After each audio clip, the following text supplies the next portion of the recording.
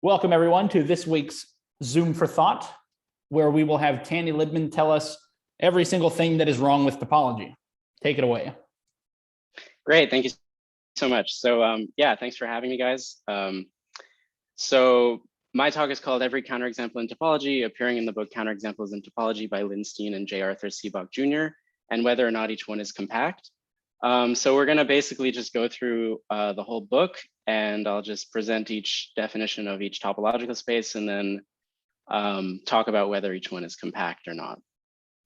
So I think we should probably get started. So section 1 is just a definition. So we say that a topological space X is compact if every open cover of X has a finite subcover. So that's just like a general topological definition.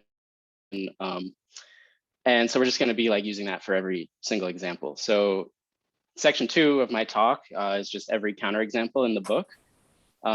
So we start with the first example. So I'm just going in order of the book. So the first example that appears in the book is the finite discrete topology. So basically what this is that you start with just any finite set, and then you say that every subset of it is open. And then you can ask whether this one is compact. And so the answer is yes. And number 2 is the countable discrete topology. So you take a countably infinite set and you ask what, you just say that every subset of it is open. And then is that one compact? The answer is no. Number 3 is the uncountable discrete topology. So the definition is just every subset of an uncountably infinite set, every subset is open. And that one is also not compact. Number 4 is the indiscrete topology. So the only open sets are just X and the empty set. So X is like your set, like your whole space. And that one actually is compact because there's only 2 open sets. Number 5 is the partition topology. So you take any set X and you take a partition of that set, and that defines a basis of a topology. So in general, we're going to do this a lot where we just define the basis of a topology. It just means that you can generate any open set by taking arbitrary unions of the basis open sets. And this is called the partition topology. And then is that compact? Well, it depends on the set and the partitions. So it's not really a well-defined question.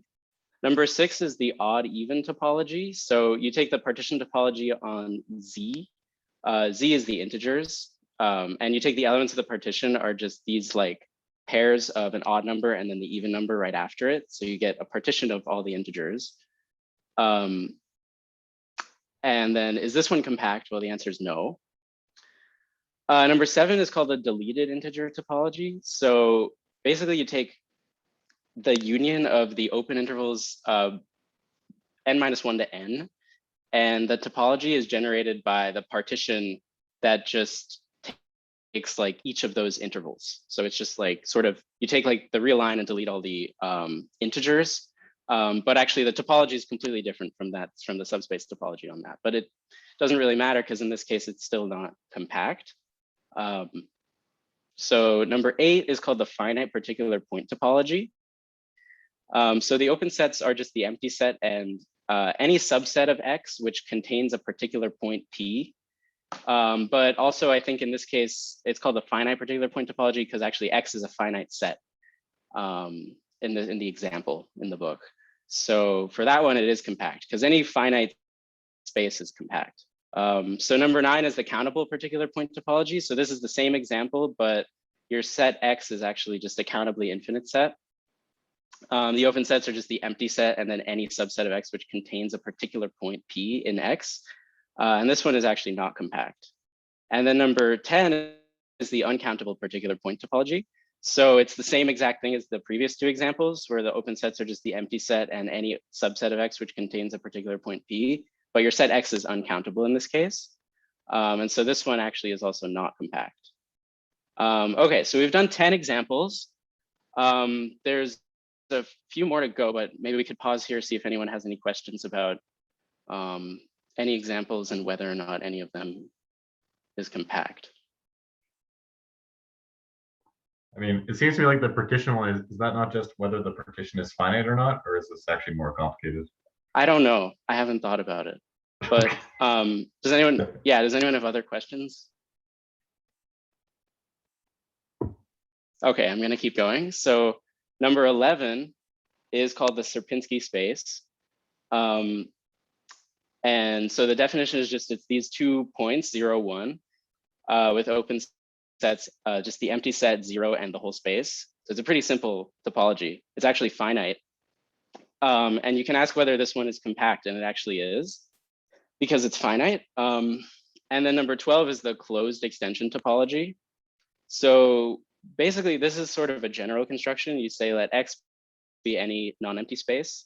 And then P is a point not in X. And we define this X star to be X union P. And the topology on X star, you say that a set is open if and only if it's either the empty set or if it's of the form U union P, where U is open in the original space. And this is called the closed extension topology. And you can say, and ask whether it's compact, but it totally depends on what X is. So it's not really applicable. And then number 13 is the finite excluded point topology. So you say X is open, and then any subset of X which does not contain a given point P is open. So those are all the open sets. But also I think it's just a finite. It says finite excluded point topology. So X is just a finite set. So that's going to be compact. And then number 14 is the countable excluded point topology. So you have now X is a countably infinite set. You say X is open, and then any subset of X which does not contain a given point P is also open. And is that compact? The answer is yes. So that one's actually the first, we have an infinite compact one, so that's great. This one's the uncountable excluded point topology. We have X is open, and so is any subset of X which does not contain a given point P. It's the same exact thing as the previous example, except we have an uncountable set, and that one is compact. Number 16 is called the open extension topology. So in this case, it's kind of like the closed extension topology. It's like subtly different. So X is a non-empty topological space, and P is a point not in X. And then you define this like X star to be X union P, and say that a subset is open if and only if it's either just the whole space or if it's in your original topology. And is that compact? Well, it depends on what X is. So you can't really ask. And then you have the either or topology.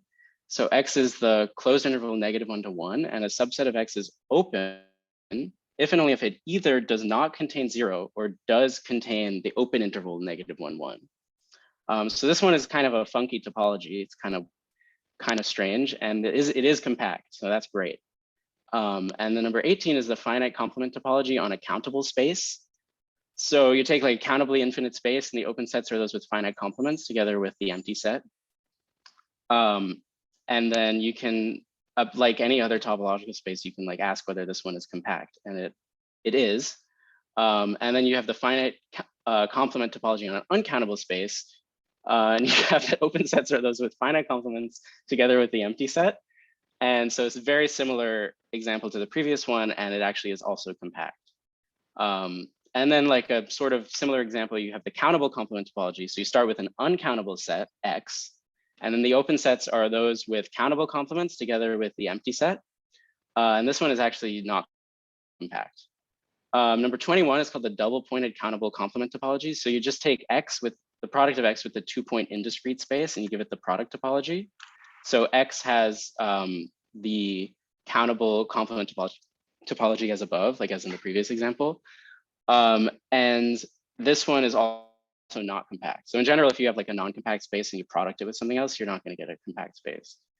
I'm pretty sure that that's got to be true. So the compact complement topology is called, so in this case, it's just R. We define a topology by taking S open whenever, either S is the empty set or the complement of S is compact in the usual topology on R. And this one actually is compact, so that's awesome. Number 23 is called the countable Fort space. So a subset of X is open if and only if its complement is either finite or it includes P, where I guess P is just like a fixed element of your set. And that one also is compact, so that's cool. Number 24 is called the uncountable Fort space. So it's just you take your set X, but it's uncountable in this case, and it's open if and only if its complement is either finite or it includes P. And that one is also compact. And then number 25 is called the Fortissimo space. And so in this case, you take an uncountable set and you say a subset of X is open if and only if its complement is either countable or it includes P. Yeah, I'm seeing a couple of people just like shaking their heads. I think the general consensus about this one is that it's not going to be compact. And in fact, that actually is the case. So that's great. People are following along, which is awesome. So number 26 is called the Arens-Fort Space. So this is the set of ordered pairs of non-negative integers with each pair open except 0, 0. So basically like you've got almost a discrete space, but then you have your 0, 0, and then you have to define the open neighborhoods of 0, 0. So what you do is you define them so that for all but a finite number of integers m, these collection of basically like columns of elements of your open set contain all but a finite number of elements of that column. So yeah, it's like a weird sort of definition, but you can sort of ask whether this topological space is compact, and it's not. And then you can modify it. You take, or is this the modified Fort space? So this is the union of any infinite set n with two distinct 1-point sets, x1 and x2. And then you say any subset of n is open, so it's sort of discrete on that part. And then any subset containing x1 or x2 is open, if and only if it contains all but a finite number of elements of n. And then you can ask whether this one is compact, and the answer is yes. So that's cool. Number 28 is just the Euclidean topology on R. So you just have R and you just give it a basis intervals, open intervals from A to B, where A is less than B. Is this one compact? No, it's not. The Cantor set, famous example, X is all points in 0, 1, which can be expressed in base 3 without using the digit 1. And you give it the subspace topology from R. And then a great thing about this set is that it has tons of cool properties, and in particular, it is compact. So that's cool. And number 30 is just the rational numbers. So you just take the set of rational numbers as a subset of R. You give it the subspace topology. That is not compact. And then number 31 is the irrational numbers. So you just take the set of irrational numbers as a subset of R and you give it the subspace topology, and that is also not compact. Number 32, so 32 was kind of a weird example in the book because it was just called special subsets of the real line. And then what they do is they just give you a bunch of subsets and then tell you some properties of them. So it's kind of 4 examples in one. So what they do is they first say A is just the set 1 over n and is a positive integer. B is set 1 over n, but you union it with this limit point 0. And then C is just these 2 open sets next to each other. I think they did that one to basically give an example of like taking the closure and then whatever, and it's like some operations like don't actually commute. And then like, oh yeah, D is like this famous example. It's the solution to, or one of the solutions to the like Kuratowski 14 set problem or something, where basically you can repeatedly take like closures and complements, and you're supposed to try to obtain 14 possible sets by doing that in like any topological space. And it's like a cool sort of weird problem. But so for each of these, you just ask whether they're compact. And so A is not, B is actually compact, C is not, and D is also not compact. And then we have like special subsets of the plane. So this one, I think they might have given a few more examples, but I just took a couple of them. So A is just the set of pairs XY, where the product XY is at least 1. And B is just the set of points with at least 1 irrational coordinate. So actually neither of those are compact. So I just put it in 1. 34 is called the 1-point compactification topology. So this one you can do on any topological space. You take a non-empty topological space, you let P be a point not in X, and then you let X star be X union P, and say that a subset of X star is open if and only if it is in tau, or it is the complement of a closed and compact subset of X.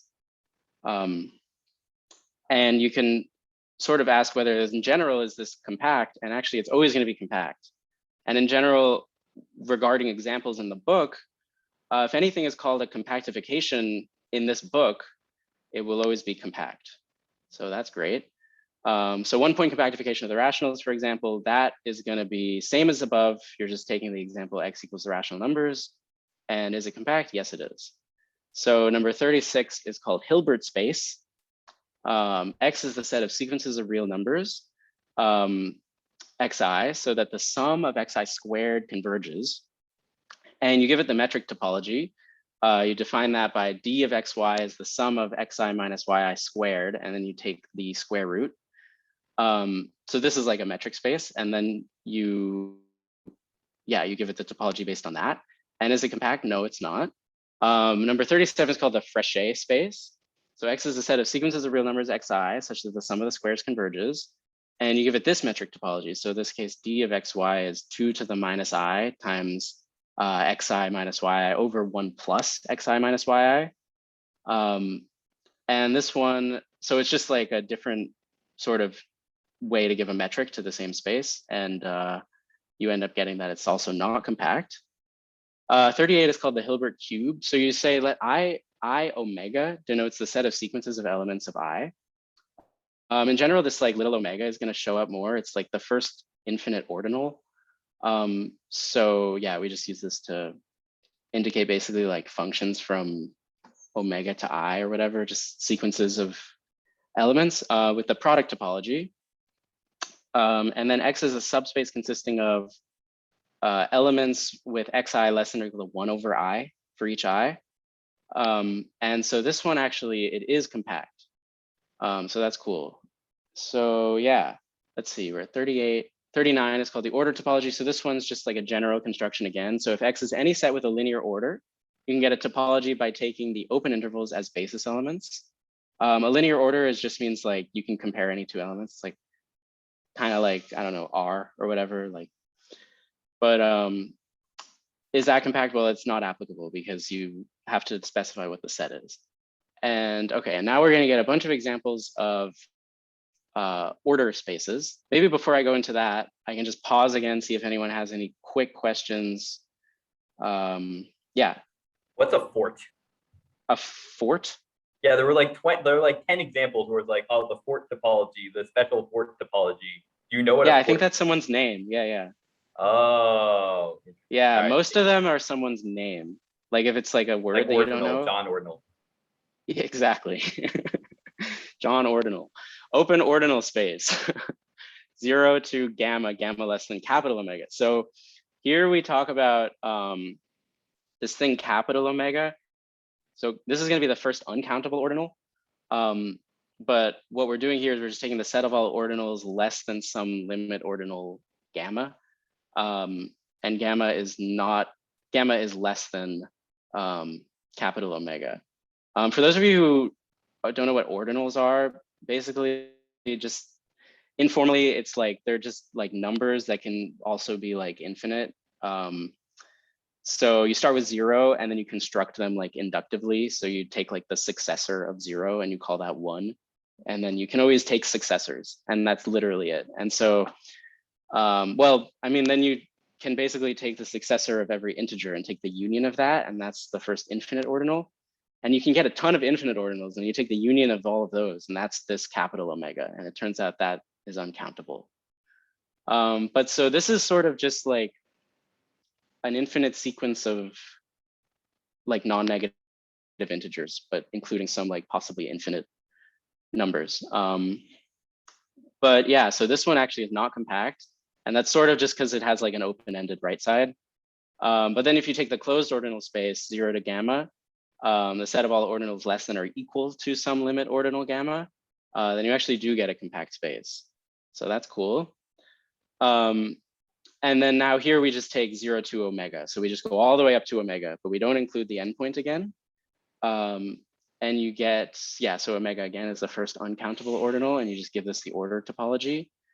And this one is not compact. But then number 43 is the closed ordinal space. So you get 0 to omega and you include the endpoint. So you get the set of all ordinals less than or equal to omega with the order topology. And that one is indeed compact.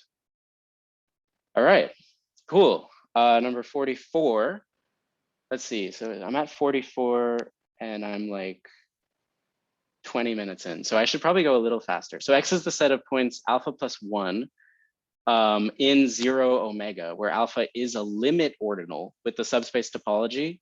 So I just won't explain what limit ordinals are, but basically this is just an uncountable discrete space that's like the same as example number 3. So it's not compact. Oh, this one's called the long line. This is a great example. So X is constructed from 0 to omega, and you place between each ordinal and its successor a copy of the unit interval.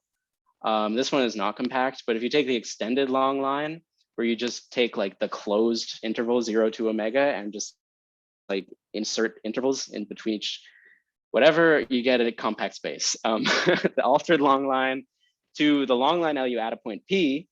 Open sets are the open sets of L together with those generated by these like other open sets. You just take U beta of P, and it's sort of like, yeah, it's like P is just some point off the line, and you just take P union with like a bunch of other intervals, and then you get a non-compact space. So that's fine. Lexicographic ordering of the unit square. So you take like the unit square in R2, but instead of just giving it like the usual sort of open sets topology or whatever, you give it an ordering. So you like give it like a lexicographic ordering, which means x, y is less than uv whenever x is less than u, or x equals u and y is less than v. And you take the order topology, and that actually is compact. So that's kind of cool. The right order topology, you take any linearly ordered set, and you just generated by these like rays that go off to the right. And that one, I think, yeah, it depends on what set it is. So it's not, can't answer that. So right order topology on R, for example, is this one compact? It's not. The right half open interval topology, we take the topology generated by these like half open intervals. So they're closed on the left, open on the right. And then is that one compact? No, it's not. 52 is called the nested interval topology. So your space is 0, 1, and the open sets are the interval 0 to 1 minus 1 over n, along with the empty set and x. And that one, is it compact? No.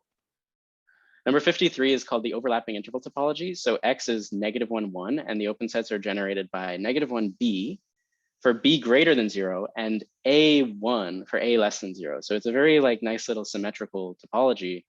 And actually it is compact, so that's pretty cool. Number 54 is called the interlocking interval topology. So you take the positive reals minus the positive integers, and the topology is generated by these intervals, 0, 1 over n union n, n plus 1. And that one is not compact. And 55 is called the Hjalmar Ekdal topology. So I think that's someone's name, presumably. X is the integers, and a set U is open if and only if for every odd integer n in U, the integer n plus 1 is also in U. And that one is not compact. And number 56, is, they call it the prime ideal topology. This is a classic example. If you're taking algebraic geometry, you take the set of prime ideals of Z, and as a basis for the topology, you take all sets Vx, which are just the prime ideals that do not contain X. And this actually is compact, so that's kind of cool. Number 57 is called the divisor topology. So you take the set of integers, which are at least 2, and the open sets are generated by UN, which are these sets of X, just so X divides N. And that one is not compact. Number 58 is called the evenly spaced integer topology. So the open sets are generated by these like arithmetic regressions A plus KZ. That one's not compact. And then the p-adic integer, the p-adic topology on Z is basically you fix a prime P and you take as a basis the sets of the form U alpha of N, which are these, they're like arithmetic progressions with common distance P to the alpha. So it depends, you can vary alpha. And then you get something that's not compact. Number 60 is called the relatively prime integer topology. So X is a set of positive integers, and we generated topology from the basis UA of B, which whenever A and B are relatively prime. So UA and B are like defined in the previous example, I guess. 60, yeah, is it compact? No. 61, the relatively prime, or the prime integer topology. X is the set of positive integers, and we generate a topology from the basis UP of B, where P is prime. So this one's like the previous example, but it's like more, it's like a coarser topology, I guess, because you're just taking some of the open sets, and it's also not compact. 62 is called the double pointed reals. So X is the product of R with the usual topology and just 0, 1 with the indiscrete topology. And this one definitely won't be compact. And then number 63 is called the countable complement extension topology. So you take X equals R, you let tau 1 be the usual topology, and you let tau 2 be the topology of countable complements. And then tau is the smallest topology generated by the union of those two.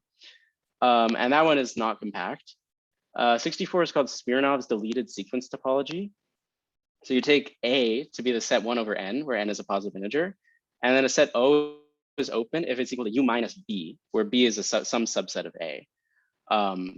And that is not a compact topological space. And number 65 is called the rational sequence topology.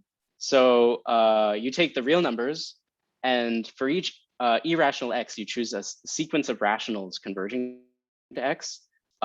And then the sets UN of x, which are just like the tails of those sequences union with x, form a local basis at every irrational point. So that one is also not compact. And number 66 is called the indiscrete rational extension of R. So you take the topology generated by the usual sets plus all sets of the form Q intersect U, where U is a usual open set. And so since you're basically, you already have all the open sets of R, so you definitely can't be compact. So it's not. So 67 is called the indiscrete irrational extension of R.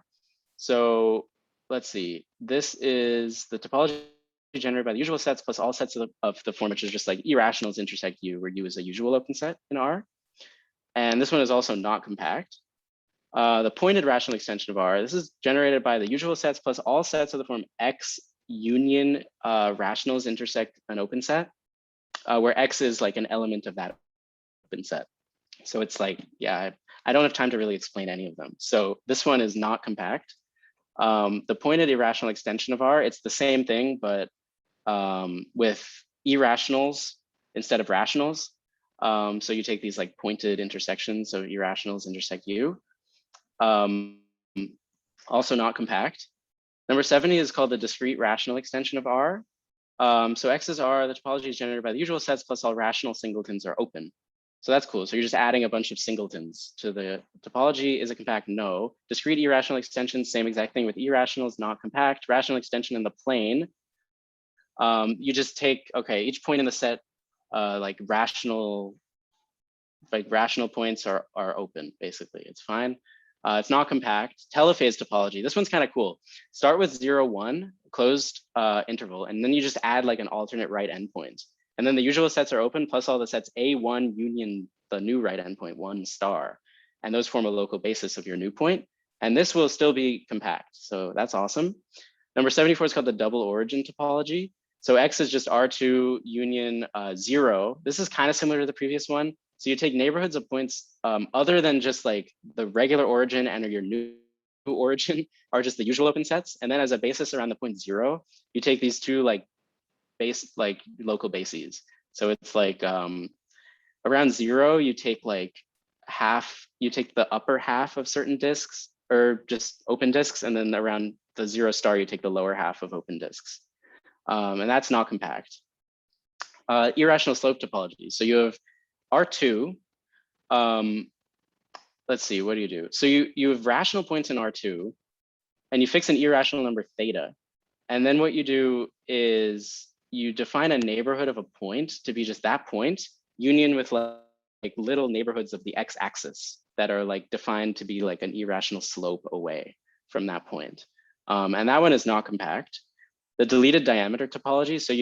So in this case, we're defining a sub-basis. That just means if you want to get all the open sets, you have to take finite intersections and then generate it as a basis. We take as a sub-basis the open disks with horizontal punctured diameter deleted. It just means delete the diameter, but actually keep the center. So that one is not compact. Deleted radius topology, very similar, except you don't delete the whole diameter, you just delete the right half radius of the horizontal diameter. And you take that as a sub-basis. That one is not compact. 78 is called the half disk topology. So X is R2. It's just, so this one's like the upper half plane, except the open sets around points on the boundary are kind of weird because you take a point on the boundary and then you take like a half disk, but you only include the open half disk plus the points. So you don't include like the boundary points. So it's a little different from just like the regular upper half plane. And this one is not compact.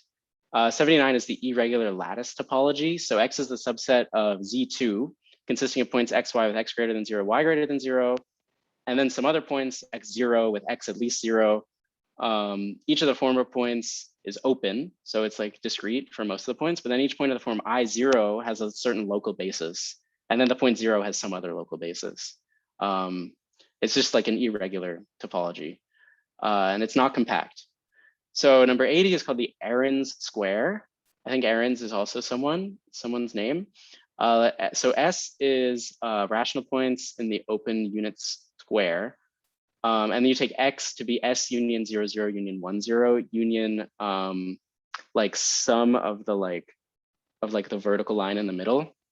And then you just basically define like a local basis at each point. So you like UN of 0, 0 is just like these local bases or these open sets, and UN of 1, 0 and UN of 1/2 R root 2. Except that, let's see. Yeah, every point in S just has like a local basis coming from the subspace topology. So that one is not compact. The simplified Arens Square. So this is like the same example, but like way simpler. So you just take the set of points in the interior of the unit square, and then you just union that with, well, I guess the open union square. And you union it with 0, 0 and 1, 0. And then points in S are given local bases from the subspace topology. And then the other points have these local bases. So you just take UN of 0, 0 is like these bases that are given. And that one is also not compact. And this is Niemitski's tangent disk topology. So you let P be XY in R2, where Y is greater than 0 and L denote the x-axis. So this is like the upper half plane, except again, like points on the line, points on the boundary, like a neighborhood of that point is just going to be like a tangent disk in the upper half. So instead of just like a half disk including the boundary, it's just a tangent disk. So it's slightly different. And that one's also not compact. 83 is called the metrizable tangent disk topology. So you let S be a countable subset of the x-axis in the plane. And then you take a subspace of the topology I just defined, but it's just the upper half plane, like the open upper half plane union with S. And that one is also not compact. I guess it is metrizable though. I don't really know, but it probably is. Sorgenfrey's half open square topology. Let S denote the real line with the right half open interval topology. So that one we defined before, and then you take the product space, the product topology on that, and that one's not compact. And then Michael's product topology, you take R tau as the usual real line, and then D is just the set of irrational numbers. And then X is the product space R tau star cross D tau prime, where tau star is the irrational discrete extension of tau. It just means make every irrational point open. And tau prime is the subspace topology from the usual topology. And then you take the product. So that one's not going to be compact. And then number 86 is called Tikhonov Plank.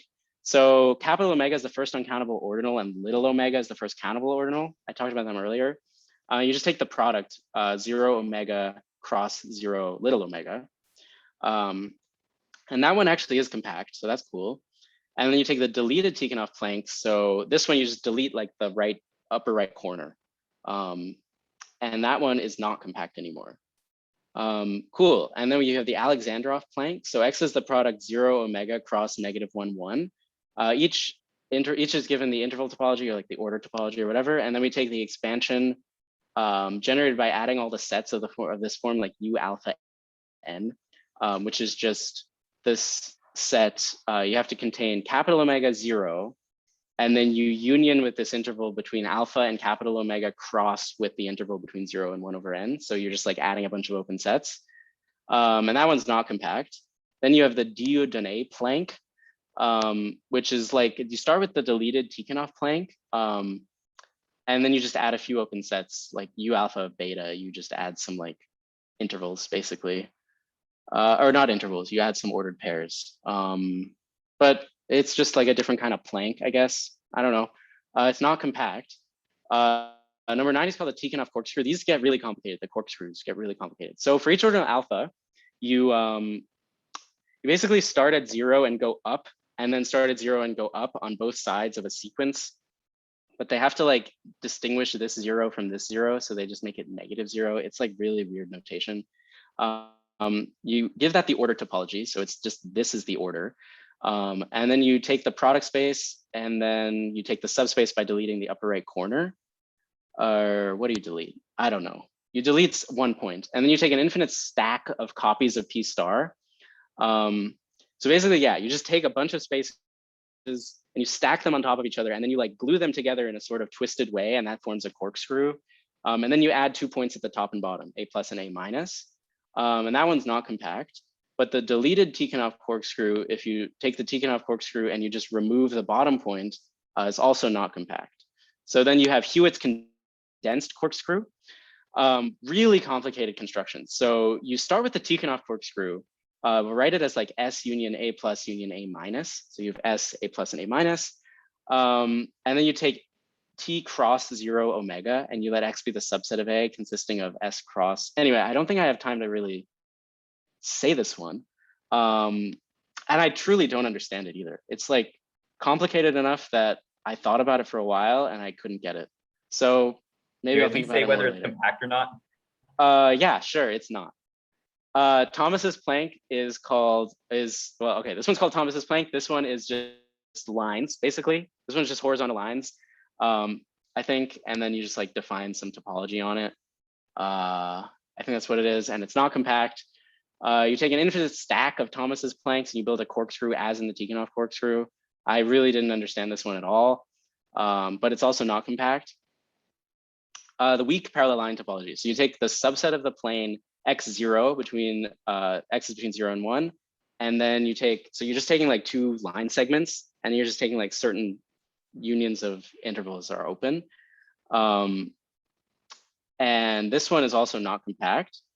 You have a strong parallel line topology, which is the same as above, but you just take like some different basis sets. And that one is also not compact. Concentric circles. So this one, you take two concentric circles. C1 is the inner circle and C2 is the outer circle. And you take as a sub basis the singleton sets in C2. So everything in C2 is open. And then all open intervals in C1 together with their radial projection of all but the midpoint on C2. And those are all open. And so that one actually is compact. So that's cool. Number 98 is called the Appert space. So you take the positive integers and then you just take, let's see, yeah, you just take some topology on the positive integers, but it's not compact. Maximal compact topology, X is a set of lattice points, positive integers ij. And then you take open neighborhoods of X are sets where like the complement has the most finitely many points in each row or something. Consists of points with the most finitely many rows. Yeah. Oh, because you're adding these points X and Y. Yeah. So you take the lattice point, you take the lattice, and then you add 2 points X and Y. But anyway, this one is compact, so that's awesome. 100 is the minimal Hausdorff topology. So it's like, somehow it's like the smallest topology that's Hausdorff in some sense on some set, I don't know. Yeah, you take some weird linearly ordered set, and then Z plus is the set of positive integers, and X is just A cross Z plus, together with two ideal points, A and A minus. You take the product on A cross Z plus, and then you take some certain basis neighborhoods of A and A minus. And that one is not compact. It was Hausdorff. That's what the point of that one is, that it was Hausdorff. Then you take the Alexandroff square, is the unit square, and for points ST off the diagonal, you take these vertical line segments, like off the diagonal, it's just vertical line segments as open neighborhoods. And then for on the diagonal, you take horizontal strips, but you can subtract a certain number of finite number of points. And that one actually is compact, so that's kind of cool. 102 is Z to the Z as they write it, which is just Z plus with the discrete topology and a countable product. And that one's not going to be compact for sure. So it's not. 103 is the uncountable products of Z plus. Yes, same exact idea, but your index set is uncountable. So you just take an uncountable product of the discrete space of integers. That one's also not compact. Barometric on R omega. You take a countable product of R, and you take this metric. So D of the distance between two sequences is just 1 over I, where I is the first coordinate in which they differ. And this one is not compact. And then I to the I is just the uncountable Cartesian product of 0, 1 with itself. This one will be compact. That's cool. That's like a big theorem that like any product of compact spaces is compact. 0 omega cross I to the I, not going to be compact. This one's called the Helly space. Subspace of I to the I consisting of all non-decreasing functions. You can think of I to the I as just the space of functions from I to itself. You just take all non-decreasing functions. And this one actually is compact. So that's cool. C of 0, 1, space of real valued continuous functions on the unit interval. This metric given by D of FG is just the soup. So like the soup norm. That's not compact. But R omega and open sets are generated Oh, this is the Boolean product topology. So it's sort of like I think it's called the box topology. That's what people call it. It's you just take products of open sets. And so it's like way finer than the regular product topology. And it's actually not compact. So that's kind of one reason why we don't use this as the definition of a product topology. Stone check compactification. So it's a complicated way to basically take a topological space and compactify it. I guess I just won't go through it. It's called, you denote it with this like beta X. And yeah, it's super, super complicated, but it is compact because it's a compactification. That's awesome.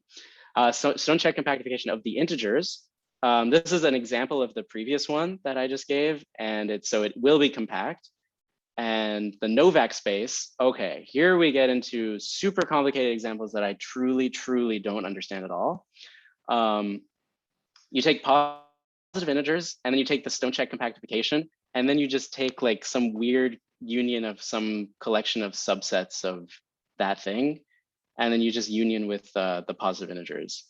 Yeah, it has a lot of interesting properties, but it's not compact. So the strong ultrafilter topology is you let Z plus be the positive integers, and you let M denote the collection of all non-principal ultrafilters on Z plus. I won't tell you what an ultrafilter is, but then your space is just Z plus union M, and the topology is generated by the points of Z plus are all open. And then you take A union F, where A is in F, which is in M. And that one is not compact. So X is single ultrafilter topology. It's the same, but you're just taking one ultrafilter. Not compact. Nested rectangles. It's just nested rectangles in the plane. Just like start with like a bounded space and then nested rectangles. That one's not compact. Topologist sine curve, classic example, except in this case, so we're just taking like the origin. We're just taking like the sine curve and then the origin. So that one's not compact. But then you take the closed topologist sine curve, and so you take the sine curve plus the line on the left, and that one is compact. You take the closed topologist sine curve and you add a line segment on the top, and that one also is compact. The infinite broom. So you take the union of closed line segments joining the origin. So you're just like a broom, basically.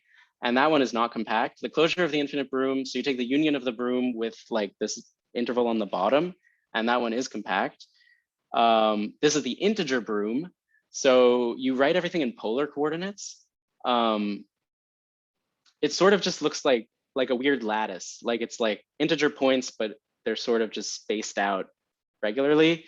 And this one's, oh, it is compact. Okay, I was gonna say it's not, but it is. I misremembered. Nested angles. So this one, I wish I had a picture, but it's a subset of the plane consisting of line segments. It's kind of like you just take a bunch of angles and like nest them and bring them closer together. Is it compact? No. The infinite cage. Okay, this one's complicated. You take the union of three types of sets in R3. Really hard to visualize, but it's also not compact. I think it is it's like a very specific counterexample to some other properties. Bernstein's connected sets. Okay, so this one, yeah, they want to use transfinite induction to define like two sequences of, basically you're taking one point from like every like closed connected subset of R2. But then you have to use like transfinite induction in order to like actually define them. And so the point is that you let A be like the union of some weird thing that you're constructing and let B be the complement, but like both of these things are connected and they're subsets of R2. But unfortunately, this one is not just one space, it's two spaces, and they don't specify whether either of them is compact. So it's just not applicable. Okay, Guston sequence space. So you let Y be the collection of all finite sequences of positive integers having an even number of terms, including the null sequence denoted by 0. You let W be the collection of all subsets of size 2 of Y. And then the set X is just Y union Z plus cross W. You have to define this way to be, well, you can concatenate two sequences, and then we define some like open sets. It's pretty complicated, but anyway, the point is that it's not compact. And then you have Roy's lattice space. So you're taking a countable collection of disjoint dense subsets of Q. X is the set Q cross Z plus together with an ideal point, and then you just define the neighborhoods. You just define like local bases at each point. So it's like a weird like pathological topological space, and you get that it's not compact. Roy's lattice subspace, you just delete the point omega. It was like some ideal point in that example, and it's not compact. Cantor's leaky tent. You take the Cantor set, but you take a point and you just connect the point to all the points in the Cantor set, and it's a leaky tent, and it's not compact. Cantor's TP, it's like Cantor's leaky tent, except you deal with whether like some of the points have like rational coordinates or not. So I call it Cantor's TP. It's not compact. A pseudo arc, probably the most complicated example. I didn't really understand it at all. You take a finite collection of open sets that are sort of like links, and somehow this is like creating an arc in the plane, but it's like a pseudo arc because it's not really like continuous or something. I don't really know. And the book didn't really, oh, it is compact. Okay, cool. I was gonna say the book didn't say. I think they didn't say about this one. So Miller's biconnected set. This is legitimately an example in the book. So C is a nowhere dense perfect set contained in the unit interval I. That means that it's closed and has no isolated points and has empty interior. Yeah, they introduce a lot of stuff in this example. So K is an indecomposable continuum. That means it's compact and connected. Yeah, you define just a ton of stuff. And yeah, you just got to take like weird collections of, yeah, I really didn't really understand this one, I have to say. And then they didn't even say whether it's compact or not. So that's too bad. 132 wheel without its hub. This one's pretty simple. You take the closed unit disk minus the origin, and then you just add all the radii contained in the open unit disk. It's not compact. Tangora's connected space, X, Y, and Z be mutually disjointed exhaustive dense sets of R.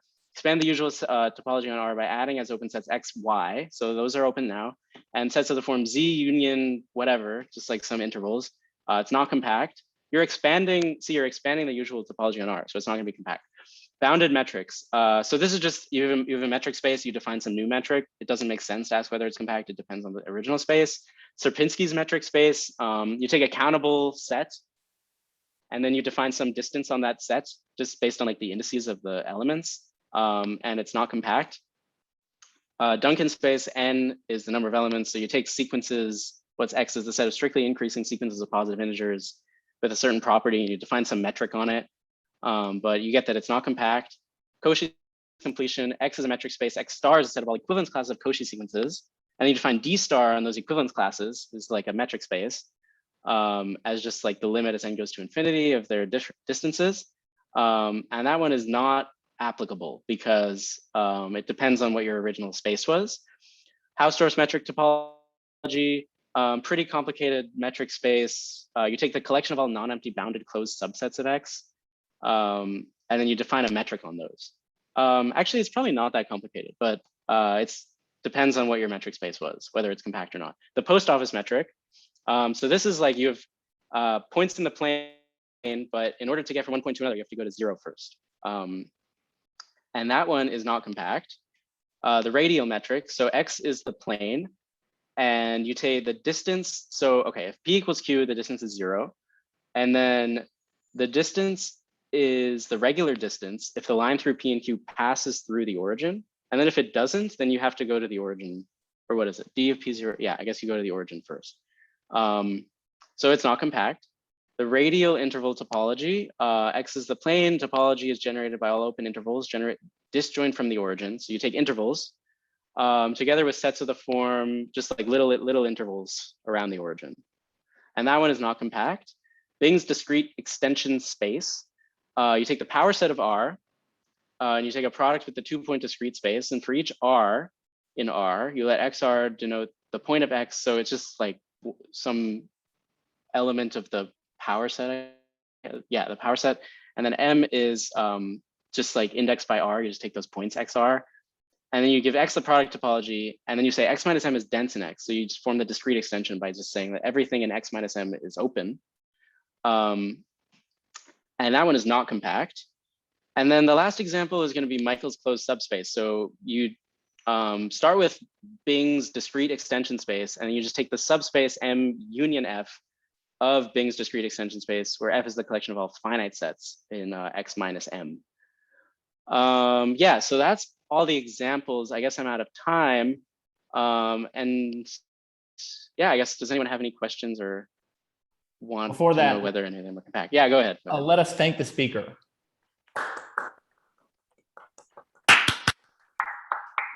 Okay, excellent job. I have a really quick question. Sure. Could you just go back real quick and tell us whether they're all connected?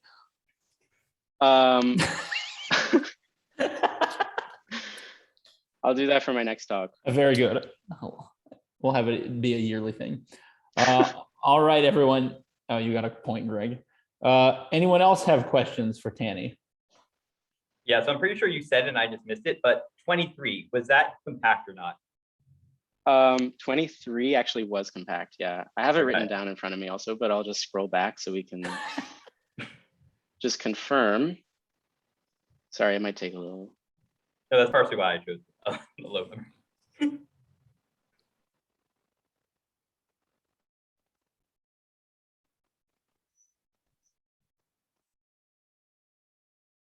Oh, this was Countable Fort Space. So yeah, it was All right, compact. good. All right, cool, thank you. An excellent question. Really had us thinking there. Anyone else? All right, well, let us. This is a general question. Oh, go ahead. How many total were compact and non-compact, just statistics wise? Yeah, that's like a really good sort of follow-up question that you can do. Like, if you want to do like further like study in this sort of realm, like you can definitely ask questions like that, and it's like interesting. As an But yeah, I additional haven't really homework thought about assignment. it. Yeah. So if you want to think about that, I'm down to talk about it for sure, but I haven't thought about it yet. So All right, good. I'm glad we're getting lots of collaborations off the ground. This is good. I have a question. Will you be making the list of like number to result available? oh, you mean like whether it's like a little, Yeah, like sort for of example, table? like this slide indicates, a 23 gets mapped to yes. Like, do you have that like whole list without available for Yeah. everybody? Yeah. The book has it. Okay. That's how I did it. It's in the back of the book. Okay. So Oh, I nice. could I could send you guys the book, send you the book individually, or just send you a screenshot of the table in the book. Yeah, that'd be nice. Greg, then your job, given that list of functions, you should put a pathological topology on that space of functions for me. That's finite, so. Yep, well, that's right. Since we know how to list out all of the finite topological spaces, that's no problem, right? Okay, any other questions or memes? All right, in that case, let us thank the speaker once more.